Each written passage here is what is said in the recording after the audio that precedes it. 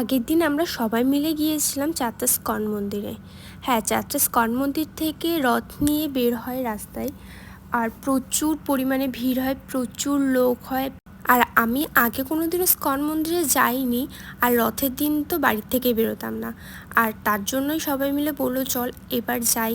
তো আমরা অনেকেই যাওয়ার কথা ছিল, কিন্তু সবাই যেতে পারিনি, কয়েকজন আমরা গিয়েছিলাম।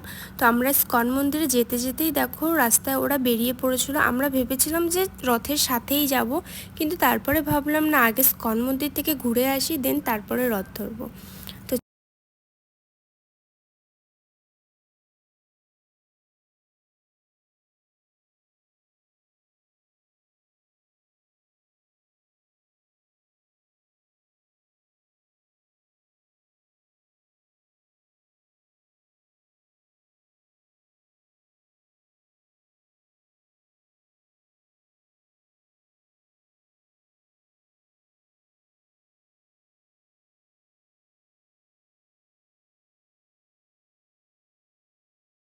এই যে মেন রথটা এবারে আসছে, আর জাস্ট তোমরা ভিড়টা দেখো, এখান থেকে ভিড়টা স্টার্ট হয়।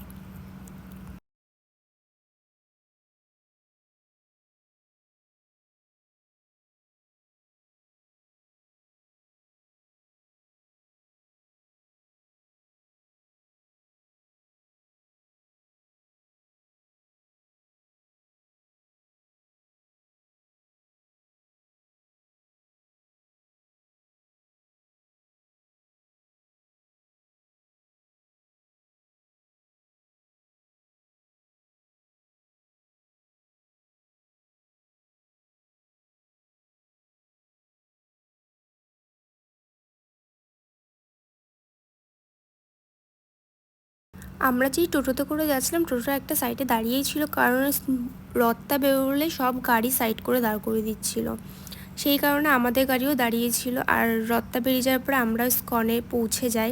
তো এইটাই হচ্ছে স্কনের মেন গেটটা, মানে রাস্তার উপর যে গেটটা রেডি করা হয়েছিল ওইটা। আর এটা হচ্ছে মেন স্কন মন্দিরটা, ভেতরটা জাস্ট দেখো এত সুন্দর।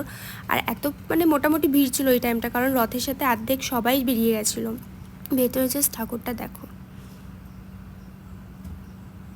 মন্দির থেকে বেরোনোর পর আমরা গেছিলাম মন্দিরের পেছনে, অ্যাকচুয়ালি মেলা টাইপসের হয় ছোট্টখাট্টো একটা, ওই জায়গাটা। আর এই রাস্তাটা এত পেছল ছিল, আর তখন আমার নামে ও কি বলছে দেখো।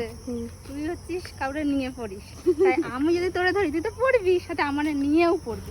যাই হোক, ওর কথা পাত্তা না দিয়ে আমরা আবার চলে গেছিলাম মসন্দপুর, কারণ রথের দড়িটা এখনও আমাদের ধরাই না। জাস্ট মসন্দপুর ভিড়টা দেখো, এত পরিমাণে ভিড় ছিল। দেন ভিড়টা কোনো রকমের সামলে আমরা সামনের দিকে এগিয়ে গেছিলাম, আর এগিয়ে গিয়েই দেখেছি যে রথটা এখনও বেশি দূর যায়নি। তো আমরাও তারপরে সুযোগ বুঝে একটু লাইনের মধ্যে চলে গেছিলাম রথের দড়িটা ধরার জন্য। দেন আমরাও রথের সাথে বেশ অনেকটা পর্যন্ত গেছিলাম, যাওয়ার পর ওখান থেকে আমরা আবার ব্যাক করেছিলাম। কারণ তোমাদের সাথে এতটাই শেয়ার করা ছিল, ভালো লাগলে অবশ্যই কমেন্ট করে জানিও। আর যারা যারা আমার চ্যানেলে নতুন ভিডিও, তারা অবশ্যই সাবস্ক্রাইব করে দিও চ্যানেল। আর দেখা হচ্ছে নেক্সট কোনো মিনি ব্লগে। আছে, টাটা।